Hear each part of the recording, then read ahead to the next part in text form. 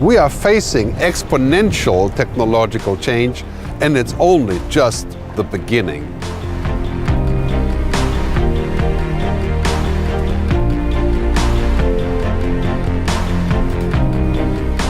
If you're a musician, publisher, or car maker, you know this too well. Sector after sector, industry after industry, we're waking up to the fact that the future is already here. We just haven't noticed.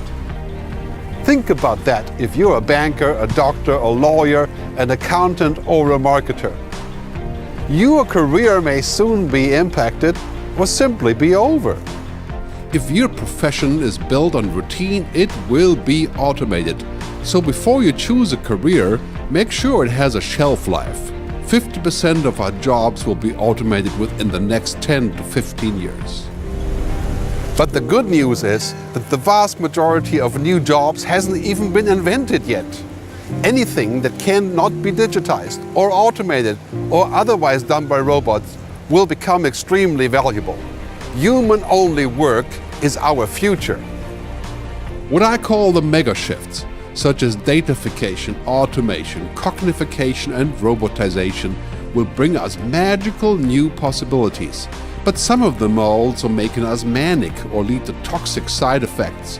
If you're spending more time communicating with screens than with human beings, maybe now is a good time to check back in with Team Human. Soon that screen you'll love so much will be a bot that will sound and feel very much like a friend, your friend, making it even harder to turn off. Are you already overconnected or digitally obese? Has big tech made you a happier person or just a busier one? For all the magical algorithms that are changing our lives at every turn, there needs to be a human equivalent. What I call the androrhythms, the things that actually make us human. Compassion, ethics, mystery, design, morals, and values. You know, the most important things in life cannot really be expressed in zeros and ones, and human thinking isn't really computable, or is it?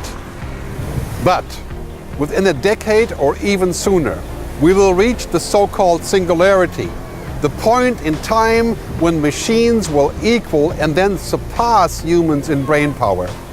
By the time that happens, it may be too late to retain what actually made us human and to protect our humanity.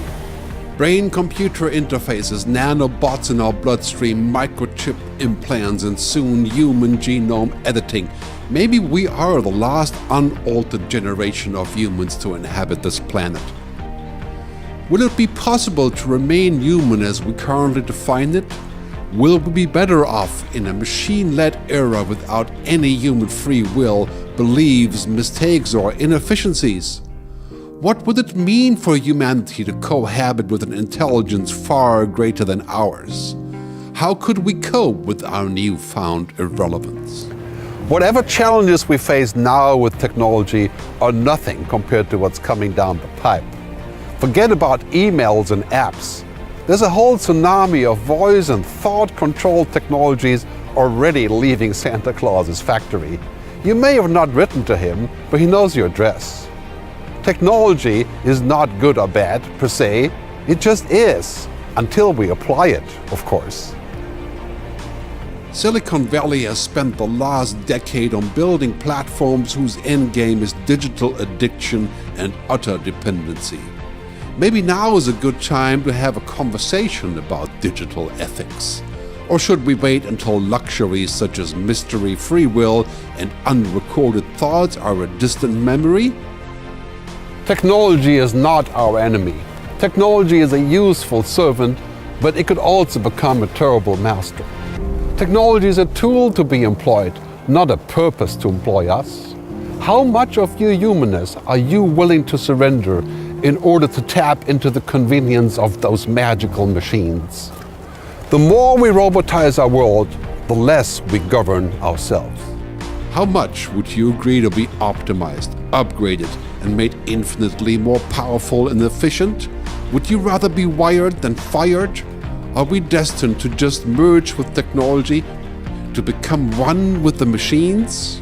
The future is no longer just a time to come, it's more like a state of mind. Never in human history has the present been so temporary. Humanity will change more in the next 20 years than the previous 300 years. It is now imperative to remember that technology is not what we seek, but how we seek. Let's embrace technology but not become it. Because the future is much too important to be left to algorithms and intelligent machines.